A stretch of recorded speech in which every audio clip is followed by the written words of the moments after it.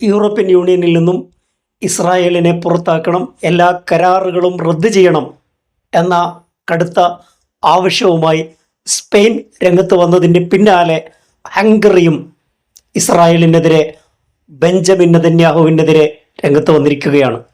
ഹംഗറിയിൽ കാലുകുത്തുന്ന നിമിഷം നിങ്ങളെ അറസ്റ്റ് ചെയ്യുമെന്നാണ് ഹംഗറിയിൽ പുതുതായി തെരഞ്ഞെടുക്കപ്പെട്ട നിയുക്ത പ്രധാനമന്ത്രി പീറ്റർ മാഗ്യാറുടെ പ്രസ്താവന. ഹംഗറി ഇതുവരെ സ്വീകരിച്ച ഇസ്രായേൽ അനുകൂല നിലപാടുകൾക്ക് ഘടകവിരുദ്ധമായ രാഷ്ട്രീയ സമീപനമാണ് നിയുക്ത പ്രധാനമന്ത്രി സ്വീകരിച്ചുകൊണ്ടിരിക്കുന്നത്. 16 വർഷം ഹംഗറി ഭരിച്ച വിക്ടർ ഓർബാനെ പുറത്താക്കിയാണ് പീറ്റർ മാഗ്യാർ അധികാരത്തിലെത്തുന്നത്. വിക്ടർ ഓർബാന്റെ കാലത്ത് ഇസ്രായേലിനെ സഹായിക്കാൻ ICCയിൽ നിന്ന് എക്സിറ്റ് ചെയ്ത രാജ്യമാണ് ഹംഗറി.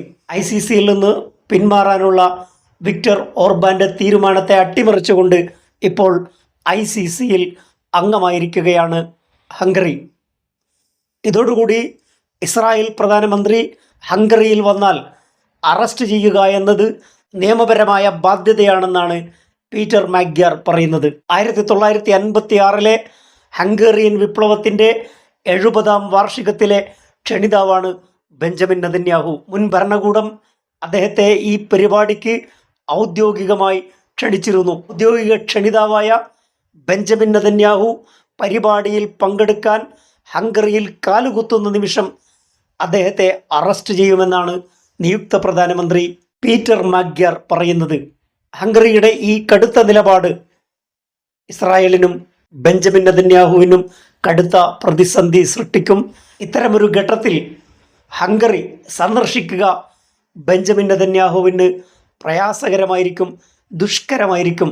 സ്പെയിൻ ഉൾപ്പെടെയുള്ള രാജ്യങ്ങൾ EUവിൽ, യൂറോപ്യൻ യൂണിയനിൽ ശക്തമായ നിലപാടെടുക്കുമ്പോൾ ഹംഗറിയും അതോടൊപ്പം ചേർന്നുകൊണ്ട് ICCയുടെ അറസ്റ്റ് വാറണ്ട് നടപ്പാക്കുമെന്ന കടുത്ത നിലപാടാണ് സ്വീകരിക്കുന്നത്. ഇസ്രായേലിനെ സംബന്ധിച്ച് നയതന്ത്ര രംഗത്ത് വലിയ വെല്ലുവിളിയാണ് എന്ന കാര്യത്തിൽ തർക്കമില്ല.